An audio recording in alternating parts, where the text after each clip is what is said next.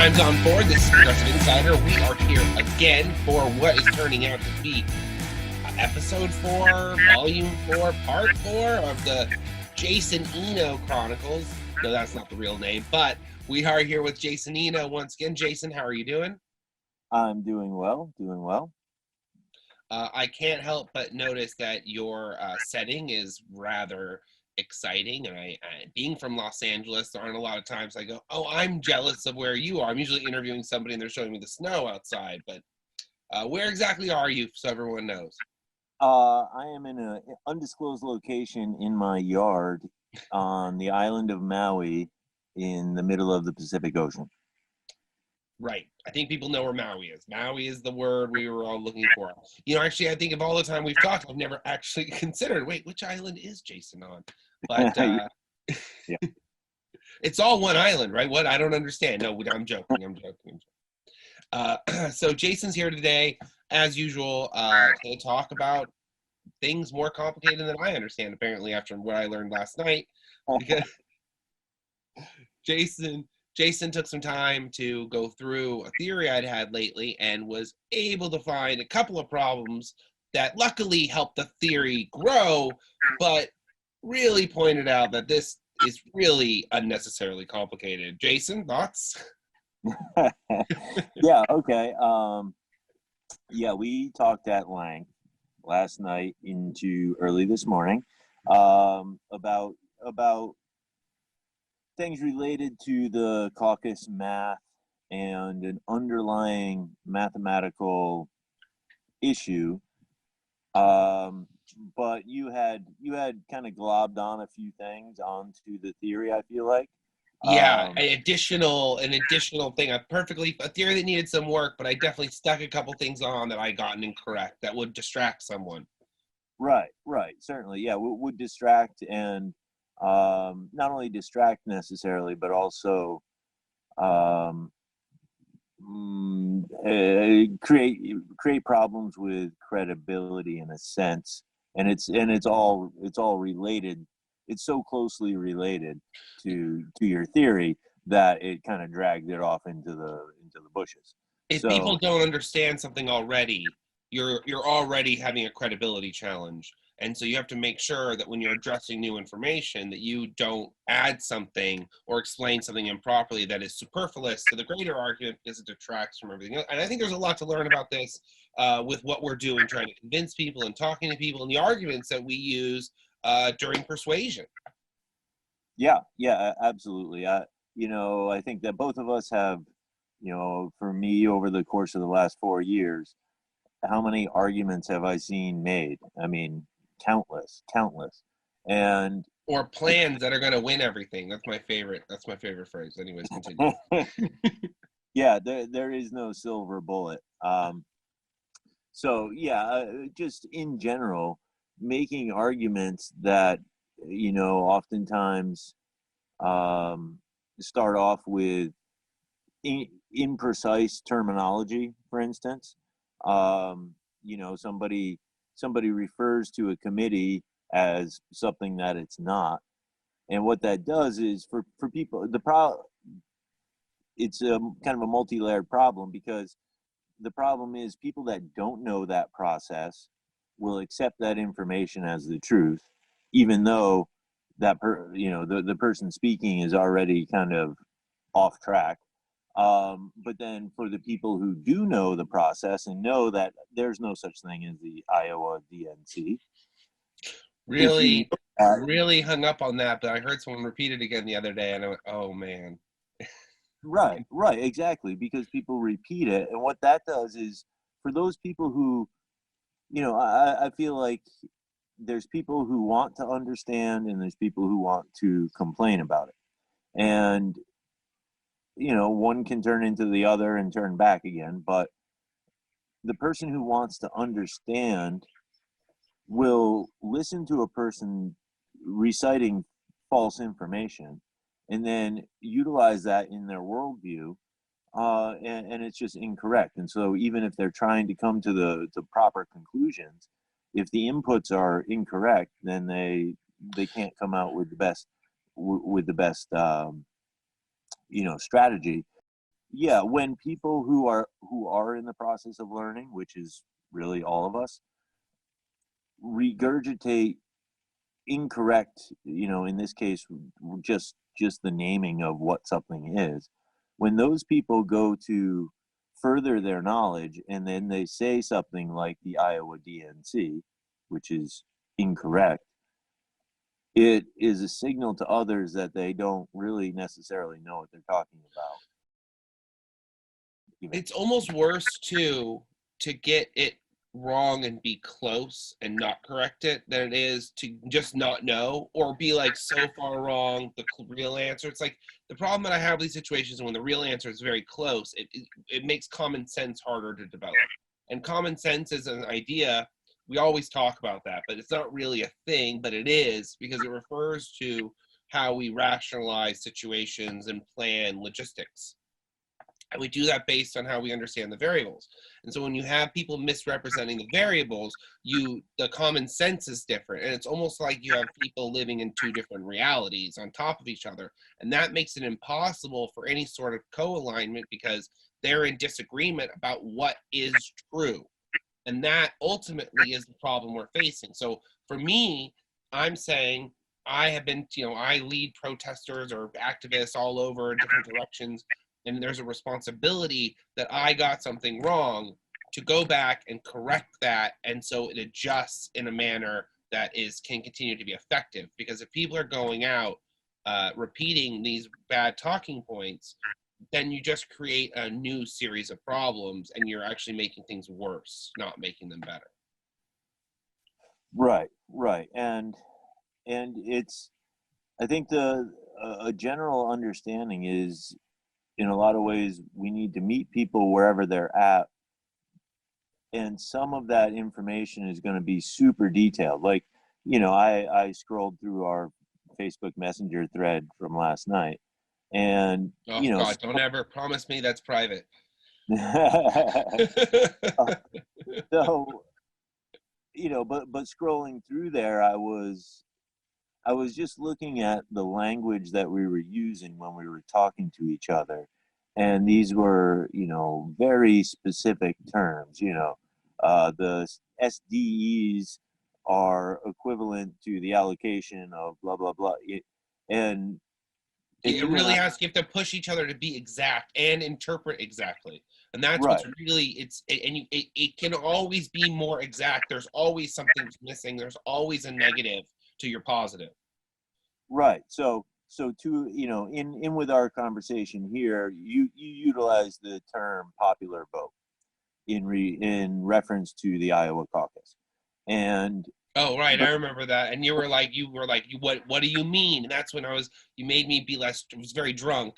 And, and so you were making me like, come on, come, like splashing cold water in my face.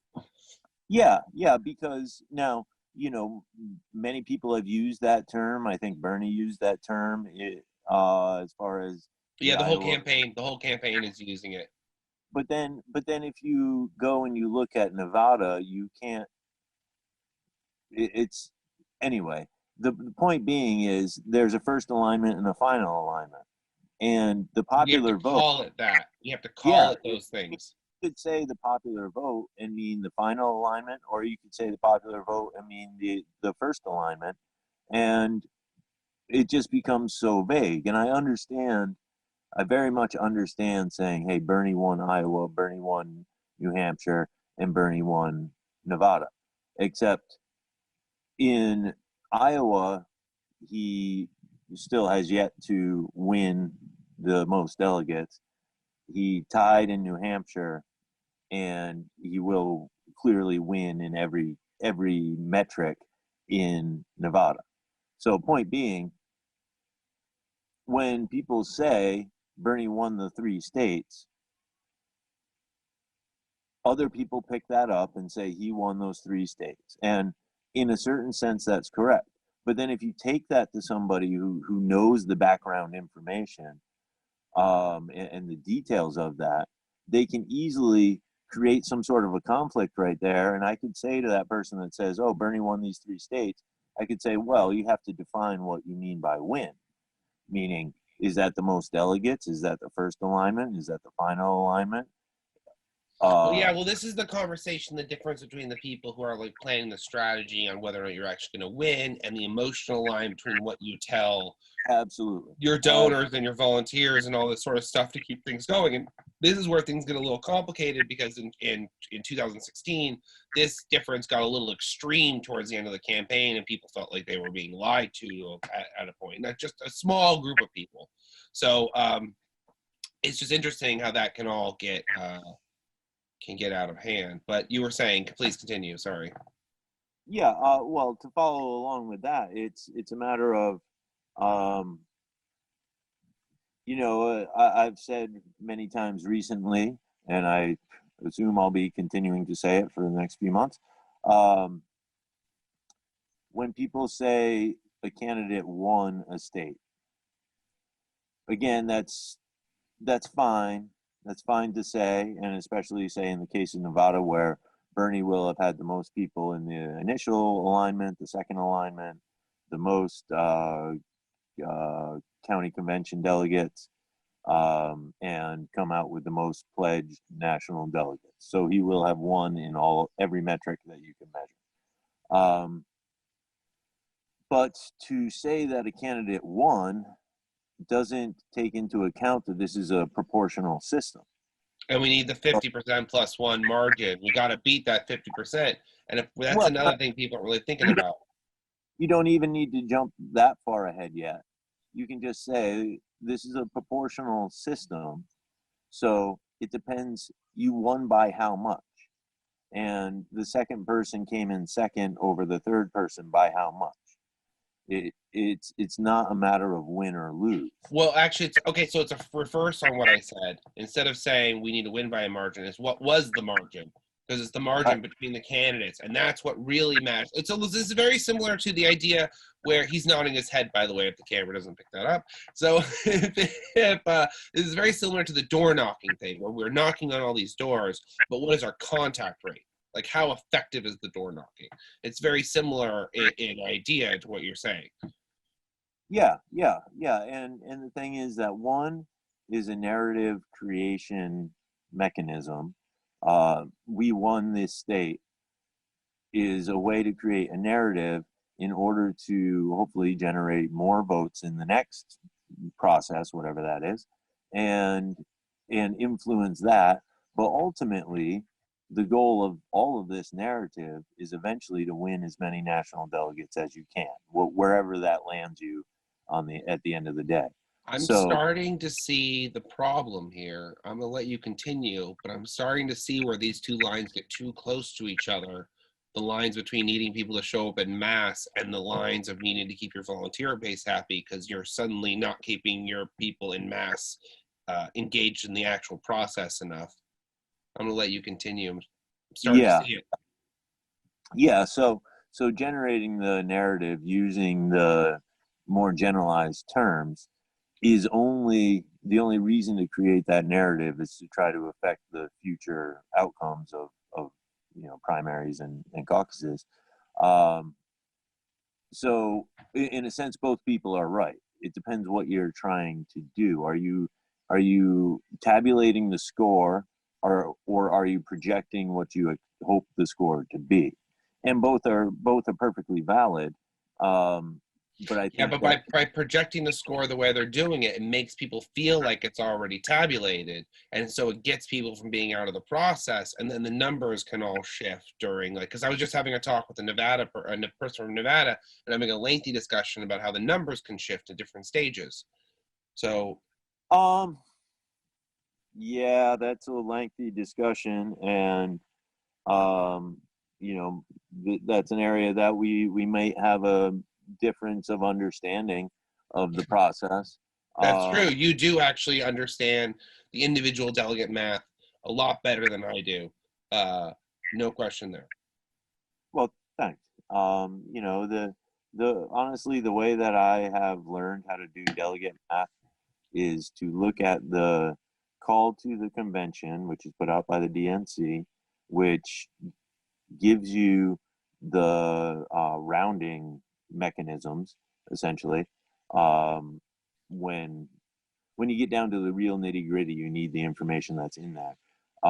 And then coupling that with the delegate selection plan, which explains almost all of the math, or actually typically explains all of the math, although maybe not as completely as it should. Yeah, it explains the math, but is it explaining the math as it should be, or is it explaining the math as it is? Right, exactly. Yeah, or is it even explaining the math as it is well? Right. That's actually that's a real problem when you're writing rules with these guys, No, and you're like, people are gonna panic. You got to be more specific, and they're like, no. You're just like, right. come on. What you really need in that instance is a person who is familiar with the terminology and the generalizations of the process to be able to read that, take some results from an election, throw it into that process, and run it 17 different times. Yeah, predict any potential outcome. It's got to be the simplest form for every potential outcome. That's right. And when the questions arise in that process, oh, what do I do if I have one extra delegate and blah blah blah blah blah, you can then go back through and add clarifying information so that people don't have to come up with that question because you've already answered it across the whole document. Because if you change one thing one place, you have to change it other things other places. So I feel, and I've probably read 30 or 40 delegate selection plans now, and they're very typical in what they are, and this goes for rules in the Democratic Party in general. What they are is an initial concept fleshed out and then tweaked and tweaked and tweaked and tweaked and tweaked and tweaked over the years. But the main themes are trying to stay relevant. And so you end up with a document that's really all cobbled together as things go on. And it's like, oh, well, we want to add this new process, but that screws with that old process. So we're going to modify both of those processes to make them work so that they can work. Yeah. And people get really attached to the old processes. So when you're trying to create the new one, they want some hybrid between the two, and then it makes none of it work. And then those people all leave their positions, and you're starting all over again. Right. And all of this is volunteer. I mean, I'm on the state rules committee for my state. I hope to go to the state convention, and I could rewrite all the bylaws and everything, completely, and go into the state convention and say to the rules committee, which I'm on the state rules committee, that's not the convention rules committee, but I could say, hey, here's a rewriting of the bylaws, and this is why, and I would know why I made all the changes I made. But this document would be essentially strike through every other word and replace with this. And when you take that to a convention or a convention committee, for them to then understand all of the things that you've tried to switch and why, just becomes this mountain of a job. So what you're saying is, I was a little confused with what you were saying, but I want to explain this. I want to get this water broken down. What you're saying is that because people are always saying we need to change the whole thing needs to get scratched and started over. And you're saying that, like, theoretically you could do that, but you would have to go through each individual rule and explain why each thing was changed, which would be fundamentally impossible. But changing them as each things go wrong is something that we could actually do. Well, I think it's a matter of, you could change everything. In order to be able to change everything, what you need is the various bodies, the majority of the various bodies aligned on basically scrapping what was and creating the best system you can come up with. And so for instance, I know Hawaii Democratic Party mechanisms and the way things work pretty damn well. And so you would look at from a strategic standpoint of putting things in place to enable that sort of situation to happen. I would say, okay, at this, we have an upcoming precinct meeting. We want the vast majority at the state convention, and we want the state central committee members to all be in line with us. We want the party chair, which can then appoint the rules committee, which can then, deal with approving this sort of thing. And then when everybody on the rules committee is already aligned and said, hey, we're going to just change this whole thing to something that makes sense. Once you have all of that in alignment, all those people in place in the appropriate positions, then you can drop this thing on the table and everybody wants to engage with it versus like, oh my God, we can't possibly get into that. All right. It's really it's like anything is possible if you can organize it. If you can get the votes, you can really do whatever you want. And that's what people have to recognize, especially when they talk about how the party is so dismissive of everybody and locking everything up all the time. And they could make it much worse. They could choose to do whatever they want because the rules they are wibbly wobbly depending on where the rule is in the system. Like some rules are harder to change than others. Like some rules you could change at any DNC meeting. Some rules you have to open up. Like that's what I keep bringing this up. Superdelegate rules hidden inside of convention rules. So opening that isn't just a rule you could strike, while the criteria that the chair controls is just a criteria that's not in any rule. It's never been voted on at any level. It's just within the chair's powers to control these debates. So that can get changed willy-nilly, so he writes him a check. And that's the real difference about when you want to get reforms through and because it's not that the body, like the legal, everyone talks about, oh, we're going to sue. And that doesn't work because we can't have legal protections for political parties, or else the majority party can legislate out the minority party. And they would, and they still try to. Yeah. They still try to. So the thing is you have to get into the process. And the thing about the process is if you get wiped out like we did in 2016, which we did, we lost, you still have to keep going and keep driving and not do things like leave the party, because the party reorganizations happen that next January. It starts right away. And so that's the thing, like we go right from the party reorganizing to the party reorganizing, just constantly, never stops. So if you can get the votes and get the involvement, you can do whatever you want, make it yours. Yeah, that and that's that's the core of, I would say that's the core of our relationship, really, that we've developed over the course of 4 years, is that the reason why we are, obviously we both have an interest in this, but we're fundamentally, we're both aligned in that direction of recognizing, well, hey, if you have the majority of that committee, you can do what you want with that committee, and et cetera, et cetera. And it's I think it's so simplistic that people miss it, and they oftentimes miss it because of what they've been hearing, which is this whole thing is corrupt. Well, you're back to the common sense thing you started at. We're not giving people the proper variables to establish proper common sense, and this is manipulated. And this is something we talk about in economics, is very popular in the movement, where they talk about MMT and the macroeconomics as a concept, how we teach it backwards. I think the same thing is true in politics. We teach people these things all backwards, and it's sort of like, it's like we're intentionally misleading people because other people can profit. The more people are going the wrong direction, the more people can make money sending them the right direction, or further sending them the wrong direction. Right. And some of that is misinformation put out for a specific reason. I'll say, like,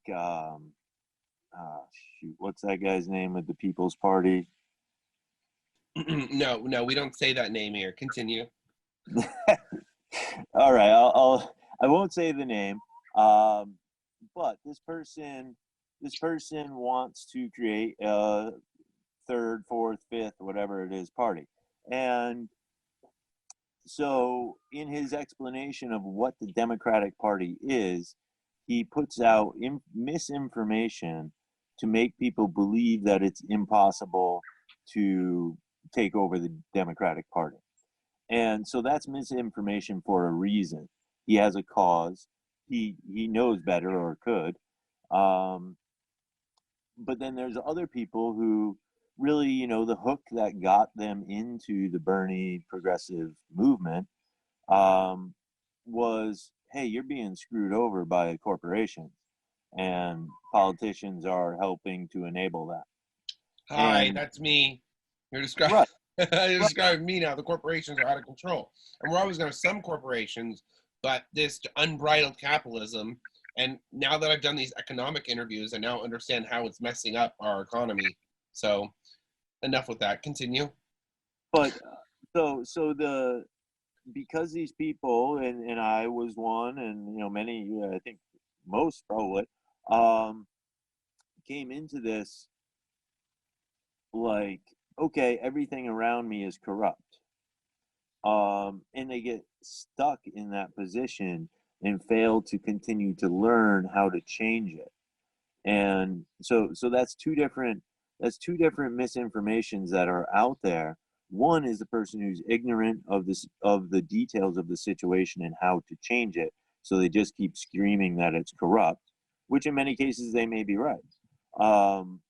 And then on the other side, there's the misinformation that is put there to try to get you to do something, and that may or may not be, towards your interests. I like to say, if you're making an emotional decision in politics, someone is trying to get you to make that decision, like Yeah, emotionally. yeah, right. Or somebody would not stop you from making that decision. Well, I mean, that's I feel definitely true. sometimes people, just come to a wrong conclusion on their own, and have an emotional reaction to it, and no one had to drive that. But there's certainly people who, might cheer you on a little bit for their own personal reasons. I swear to God, you're describing me again last night.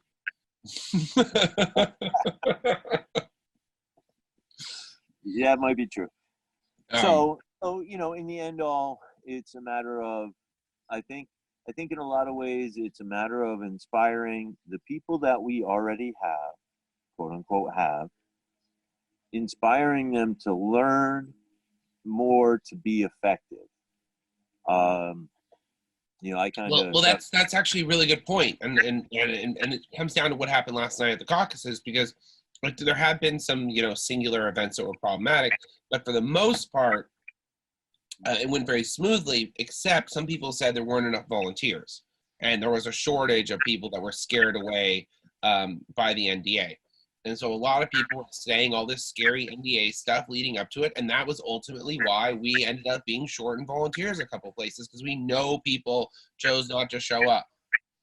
So that's just an example of how it creates this like, what's the word? I used it the other day in one of these things. It was it's not mayhem, it's not terror, but it does terrorize people and it does create trauma. But it's like it just creates panic. Let's go with that. right, right. And what is panic? Panic is you're in a situation that you want to change, but you're so emotionally involved that you can't actually make the proper decision to say, okay, we're all going to walk out that door single file, and we're all going to live, It's a or good way to put gonna it, Jason. That's a good way to walk put it. we're all going to walk in that door, and that's how we're going to get what we want, and we're going to walk in there single file. We're not going to run up in a mass of people and trample each other on our way to this door and stuff it with our own bodies and then not be able to get inside. That's a horrible and accurate visual. That is, I got that in my head now, and that's the thing. Wow. No, it's so true how we really need to be calm, and you just don't make good decisions when you're panicking. I call that state being frazzled. And it's like when you are like literally, you feel like electricity shock is going through you, and you're not really handling the kinetic energy around you very well. You've become like an overstatic battery or something, like a 9 volt you're about to lick. And another visual for you to enjoy. I wanted to trade. So, this is making a lot of really good points. And this brought me around to last night because I had a lot of responsibility for what I say to people, and that I want to create effective change. I want to figure out why the state delegate numbers delineate from the popular vote, in the sense that they should be slightly separate, but if there's a pattern, there could be a problem in how the math is being handled. But the fun thing for me was that when we actually tested the numbers, I ended up getting results completely the opposite of what I thought I would. And it did almost what I claimed the other version would do, in that it did feel that it gave the leader an artificial boost. Now, in that particular case, they were getting rounded up anyways, and they couldn't get a second roundup. So it was a bad example. One case doesn't prove or disprove anything because of the functionality of how this problem works, which at least you did finally recognize that the will of the voter is definitely questionably being handled at the end of it. Yeah, I think, to kind of summarize my thoughts on that situation, the issue that you are bringing up is that when a caucus location meets, there is the initial amount of people in the room. That initial amount of people is used to determine what the viability thresholds are. If there's 100 people and there's 15, the threshold is 15%, then every group needs to be at least 15%. So there's that initial number, what they call the first preference. Basically, everybody walks into the building, and anybody can walk out before getting into a group, a preference group, and they wouldn't be counted whatsoever. They walked into the building, was like, I gotta go, and they left. They weren't counted at all. If 100 people go into a caucus and they all move into a preference group, now they are counted as 100 people, and the viability is computed. If it's 15%, then every group has to be 15 people. Now, if one of those groups is 10 people, that is an unviable group. What your issue is right at this point. If, say, those 10 people leave, now there's only 90 people in the room for the second preference. The second, the final expression, I think, is the term they use. So they also use the phrase realignment. Yeah, right. Well, the process is the realignment, but right. The final set is what they call the final preference, I think. There's different terms, but they're all somewhat specific, even though there's multiples of them. But yeah, they definitely share similarities. Yeah. So the final preference, say, is now a total of 90 people because 10 people left, right? So then when you go to calculate the percentages of, in this case, the state delegate equivalents in Iowa, when you go to compute the percentages that, when you go to compute the actual numbers of those state delegate equivalents that each candidate gets, what you have done by allowing those 10 people to leave is, if you use the number 100, what you've done is given every person who will get delegates, you have given each of them 10% added on top of 10% of whatever what their percentage already is, 10% of that added on top. So if you have a person with a high percentage, their 10% is going to be added on top. But if you have somebody with half as much of a percentage, say 60 and 30, the 30% is going to get 3% of the total, and the 60% person is going to get 6% of the total, and that will get added on. So the person in the lead has taken an additional lead because you utilized the number 100 versus using the number 90. Yeah, I'm going to jump in real fast, only because if you explain math for so long, I might fall asleep. So I can only imagine what our viewers might be feeling at this exact moment. So we're gonna give it just one little break, but we get where we're going with this, okay? I know. Oh my God! And this is what we're dealing with. This is what we're dealing with. Just so everyone can understand, we have 57 versions of this. So Yes, exactly. A very good point. That's a very good.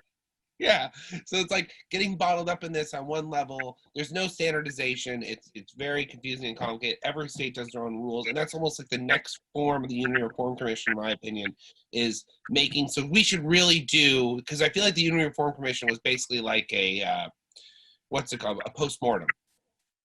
And it's like talking about all the things that should change. It's like I feel like we should be doing that every primary season so we can go back through and keep pushing these issues to try and get some sort of unified language over exactly what you're talking about. So we have to learn all these different ways to say the phrases, because it's back to this idea we started with, where when you speak about things improperly, it's easy to diminish you. So when you're in when your head's in all these states at once and you start mixing up the words because you're arguing about someone in Ohio and you can't get the Ohio language correct, you lose ground on whatever you're trying to do, which A, is why it's so important to work with locals, and B, why we need some standardization in this process depending on what type of process they use. That would just really help remove some of this rigging that we talk about, because the election isn't rigged until someone uses these things that have been left for when all these rules get changed and mishmashed together over time. Yeah. Yeah, I saw a comment yesterday from a person who supports me, that they just want fair and honest elections. And my response to that was, those are two different things. Fair relates to the rules, how the rules are written, and does that give everybody equal opportunity for an equal voice? Honest is you are operating that system without trying to skew the results. So those are two different things. You could run an unfair system honestly. I think that's what we're seeing right now, actually. Right. And then even then we see an unfair system run dishonestly, and then that's when everybody starts, like 2016 happens. Right. And the point at the very end of all of that is there's no such thing as fair. That's a hard rub for people, but it's true. It's really true. There is no such thing as fair. You have to define what fair is. And this is why the Democratic Party and the reform process is so important, because a lot of times the Democratic Party is the only thing people have to determine fairness wherever they are. So if their leaders are being unfair, then there's nobody left to defend them. And that's why you're in this position of needing to build up more local leaders so we can actually put a challenge on these people. I mean, this is what the last 4 years looks like, and brings us back around to being a good example, making sure our people have the right tools to build a common sense so that we can achieve similar things without having to fight over every minute detail, like what does the math mean and whether or not it's a viability or pledged delegate issue. Anyways, what Jason also pointed out, just to get back to Iowa, because I wanted to give everyone a little break. They're not to Iowa. Yeah, Iowa. Is that Jason pointed out something to me that I feel really goofy about, which is why I wanted to hide it at the end of the video. Is that I had said something about delegates being decided based on how many people show up at the caucus location. And that is so wrong. It was so wrong. I was wrong. I feel like a moron. My shame is real. We're all feeling it. Enjoy this moment. It happens. Everyone's like, Don's never wrong. We're just going to show him this moment. Once doesn't count, they'll say. And then Carrie will be like, it's more than once. So let me say, you were factually wrong from the beginning on that one point. And I knew that only because I know what was going on there. And it just took me a while to convince you of the possibility that you were wrong. And once you realized that it was possible that you were wrong, then it was like 2 steps to, okay. That was like, it's pretty quick once you get me. Like, once you get me, I'm like, okay, all right. And I can feel the like sense of relief in the thing when I release it. Like, yeah, nope, that means that. And you're still kind of fighting with me. And I'm like, no, I'm done. I get it. No, I get it. So it's true. But what is important about this, where this changes the issue, that adds an extra variable to consider, and is what I wrote about when I wrote my, not retraction, but my assessment of what I was saying, is that basically what's happening, because the introduction of the satellite caucuses is a little fascinating little thing. We had more of our people in the satellite caucuses than the rural caucuses. And the thing is that the rural caucus delegate numbers, or all the delegate numbers, were decided by the previous governor election in that same area, or whatever the last major election was. And so I think it's presidential or governor. We can get into the exact language. This is not a precise moment. The point is, though, is that that was a fixed number. So let's say that they had 8 delegates based on a volume of voters they expected to see. But instead, because people were in the satellite caucuses instead of their normal rural caucuses, that left more delegates up for grabs. So technically, it's the same outcome. It's like when you do your math wrong and you get the answer right.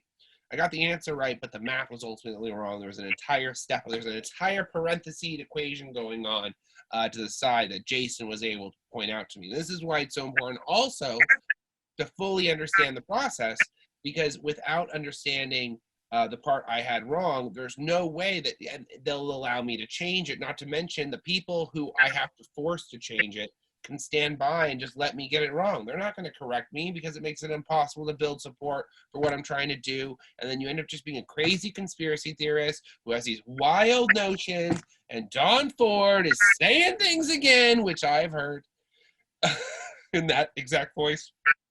So it's just really something to think about, because we're talking about are trying to be the legitimate leaders and say, Bernie Sanders should be president of America and a leader of the free world, or whatever we call it now.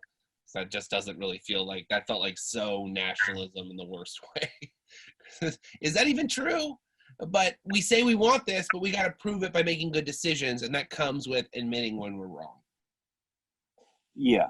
You admit it, and now you've corrected your worldview, which allows you to make better decisions going forward, which allows you to help other people along too. Now, will I make better decisions? That's a tough question to answer. Well, you will in that one area. That's true. That's how it is, and like you said, I feel like I have several things I want to say all at once, but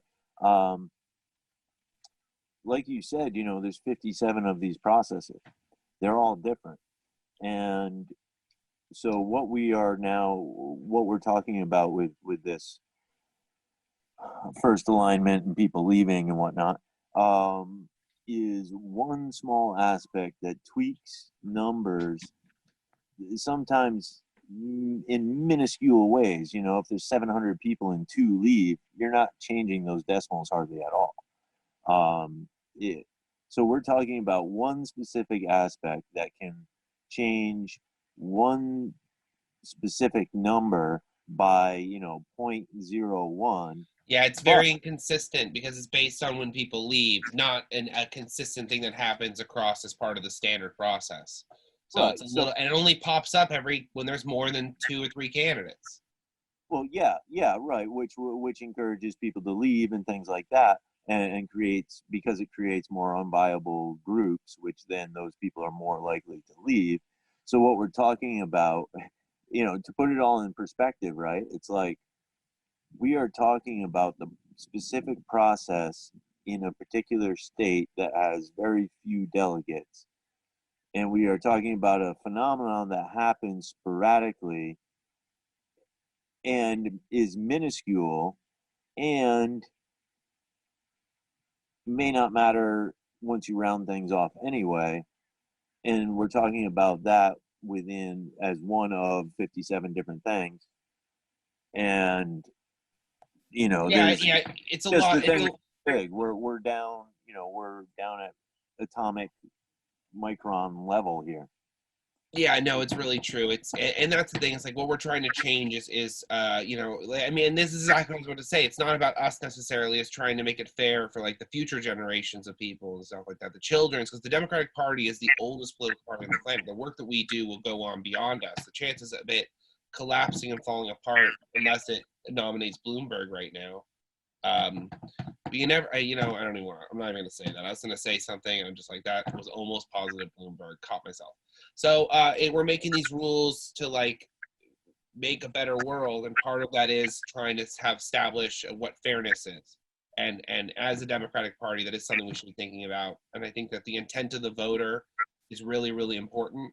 And regardless of whose candidate it helps, I don't feel like this process acknowledges and honors the intent of the voter. But on the flip side of that, I might even argue that the eligibility number should change when people leave.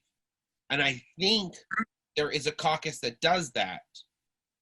Because I remember this from 2016 very vaguely. We're going to have to look at this. But I think that one of the caucuses, if 10 people left, there was a new viability number. And that would mean the numbers could continuously shrink. So like if there were only 61 people left in the room, the new viability would be, 8 or something. Yeah. Or no, it'd be higher. It'd be higher. There'd be less people in the room, so the number would be higher. So the number would go from 11 to like 14 or something. And so that would cut out other people. Your kid is adorable, by the way, dude. Just putting that out there. And don't worry, we're pretty much done. Yeah, So, no, I know. We do got to start keeping these things sort of short. We really enjoy talking, but I think we covered a really good subject today. I think that I think this idea of how to change the DNC isn't such a radical idea when you discuss how it was built in the first place. And I think for what Jason's bringing up here is that we have to be really, really critical and aware of what is happening, not only a sense of, and differentiating, actually is the word I mean, differentiating the sense between what is fair and what is honest, because just because something's fair does not mean it's honest, and just because something is honest does not mean it's fair. And just because something's unfair doesn't mean it's being dishonest. So that's where we have to get in and change the rules, because it's got to be honest and fair, and that's going to be a tricky thing. So I think I'm losing Jason. So I super happy to have been here. I'm Don Ford. This is Jason Eno. We are here to talk about DNC rules and all kinds of other things. You can watch our other 3 videos that should be coming out or out already. We also have a number of things going on. Lots of things to check out at Progressive Insider. Our website's going up real soon. We also have 3 delegates that are fundraising already. There's a lot going on, and we would like you to be a part of it. That's it. I'm Don Ford. This is Jason Eno. This has been Progressive Insider.